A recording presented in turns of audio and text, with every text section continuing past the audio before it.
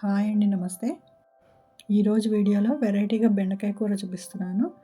ఈ కూర చేయడానికి బెండకాయలు సుమారు ఒకే సైజులో తీసుకోవాలి. మీడియం సైజ్ తీసుకుంటే బాగుంటుంది.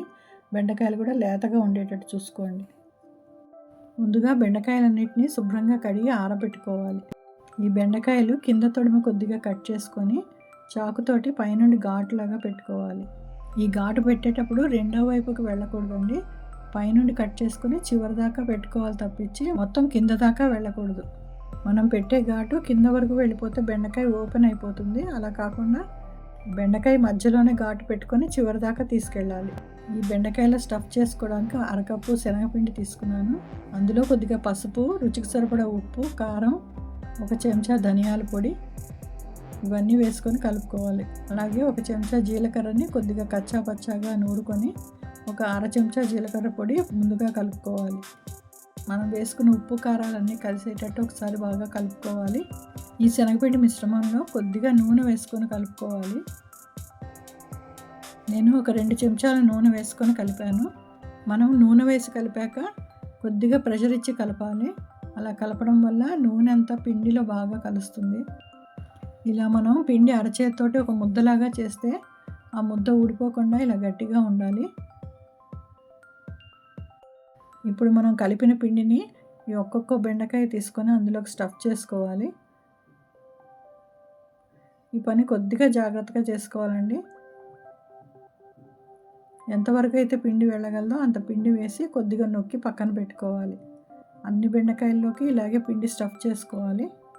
మీకు ఇంత ప్రాసెస్కి టైం సరిపోదు అనుకుంటే ఇదంతా రాత్రే తయారు చేసుకొని ఫ్రిడ్జ్లో పెట్టుకోవచ్చు. ఇలాగే మనం కలుపుకున్న పిండి మిశ్రమాన్ని అన్ని బెండకాయల్లోకి స్టఫ్ చేసుకొని పక్కన పెట్టుకోవాలి. చూడండి, ఇలాగే అన్ని బెండకాయలు స్టఫ్ చేసుకొని రెడీగా పెట్టుకోవాలి. మనం కలిపాక అక్కడ కొంచెం పిండి మిగులుతుంది, దాన్ని కూడా పక్కన పెట్టుకోవాలి. స్టవ్ మీద ఒక వెడల్పాటి మూకుడు పెట్టుకొని 2 టేబుల్ స్పూన్ల నూనె వేసుకొని వేడి చేసుకోవాలి.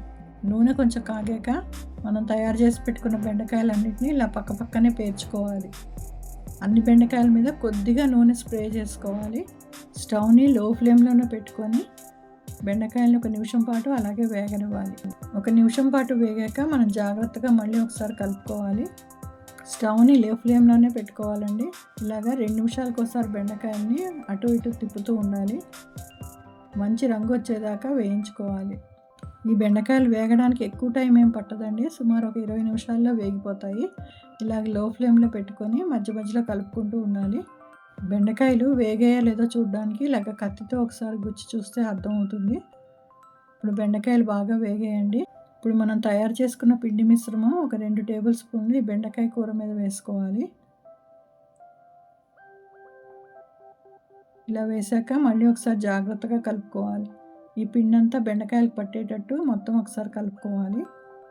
పిండంతా బాగా పట్టేదాకా కలుపుకొని మూత పెట్టుకొని 1 నిమిషం పాటు వేగనివ్వాలి. మూత పెట్టడం వల్ల మనం పైనుండి వేసిన పిండి బెండకాయలకంతా బాగా పడుతుంది. మూత తీసాక ఒకసారి మళ్ళీ కలుపుకోవాలి. ఇప్పుడు మనం దంచి పెట్టుకున్న జీలకర్ర పొడిని పైనుండి కొద్దిగా వేసుకోవాలి. అంతేనండి, మంచి స్టఫ్డ్ బెండకాయ రెడీ అయిపోయింది. ఈ కూర ఎవరైనా గెస్ట్లు వచ్చినప్పుడు కూడా చేసి పెడితే చాలా బాగుంటుంది. చాలా వెరైటీగా కూడా ఉంటుంది. ఈ వీడియో కనుక మీకు ఉపయోగపడితే వీడియోని లైక్ చేసి మీ వాళ్ళందరికీ షేర్ చేయండి. వీడియోని కాస్త హైప్ కూడా చేయండి. ఛానల్ కూడా సబ్స్క్రైబ్ చేసుకోండి. Thanks for watching.